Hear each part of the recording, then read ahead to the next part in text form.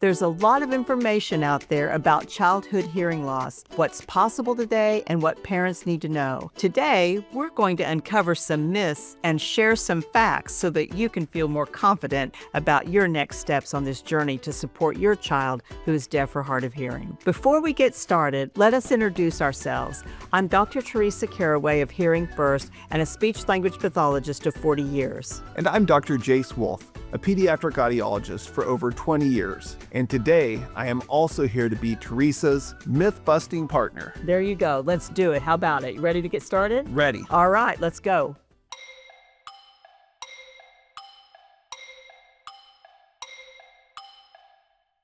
True. We want children to have a rich vocabulary with all kinds of different words. They need to have words that describe things. They need to have label words, but they need to have adverbs and adjectives and all kinds of words. We want a world of words. But how they get that is we also have to provide that rich language experience with them when we're talking with them in our everyday life. We can't get stuck in a rut and just use the same words over and over again that we know that they understand.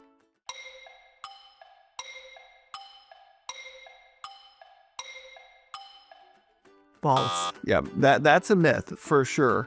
And we know in spirit that sounds like a good thing to do, but in practice, we also know that if you wait until the time that a child would be old enough to help make that decision, the window in the brain that helps a child learn to listen and talk, that window has closed. So what you're saying is time matters when it comes for a cochlear implant. And so parents need to act urgently and quickly if they want their outcome for their child to listen and talk and read and thrive.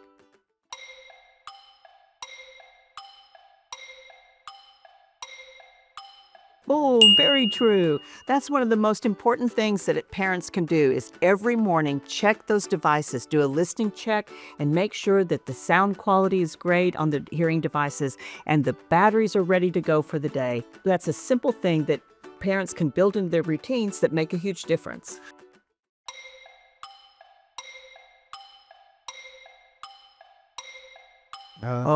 False. Yeah, big no. False. We definitely want children to have access to all the speech and the language that surrounds them right from the beginning. And the reason why is because little brains change and little brains grow very fast. And we know that that happens within that first critical window of time. But in that first 8 months, 10 months of a child's age, they're so critical. And it can be a battle, or parents can feel like, why should I keep my devices on my baby? They're not doing much. But that little brain is like a little sponge.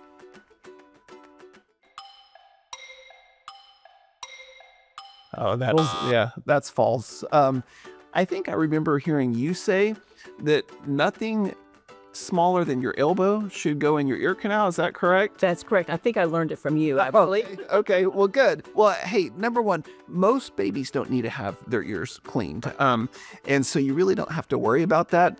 Q-tips can be very dangerous. The ear naturally kind of pushes earwax out of the ear. So Q-tips can do a couple of different things. It can push that wax back deep into the ear canal, causing it to get stuck. Or Q-tip can make it all the way to the eardrum, and it could damage the eardrum. It could be really harmful to your baby's hearing and ear.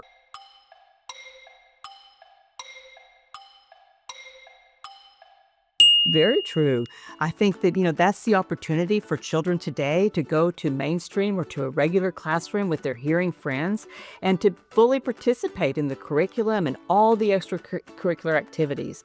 But it might take a few special devices or special attention to make sure that that sound and the child has access to all the sound and language surround him, such as, what are your recommendations in terms of technology? Oh gosh, well, in a classroom, I think the key oftentimes is remote microphone Absolutely. technology. A teacher can wear a little microphone that captures the teacher's voice and by a radio signal straight to the technology. So there are no limits in terms of that providing access to the teacher's voice, to their friends' voices, and they can fully participate in the mainstream classroom.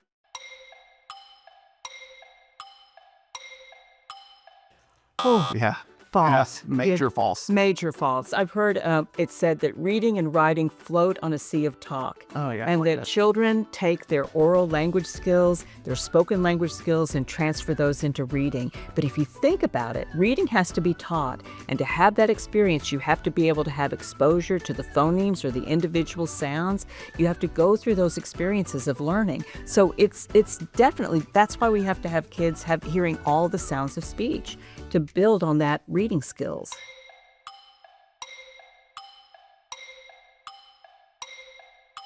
Oh, no, that's false. That's old news. That's old news.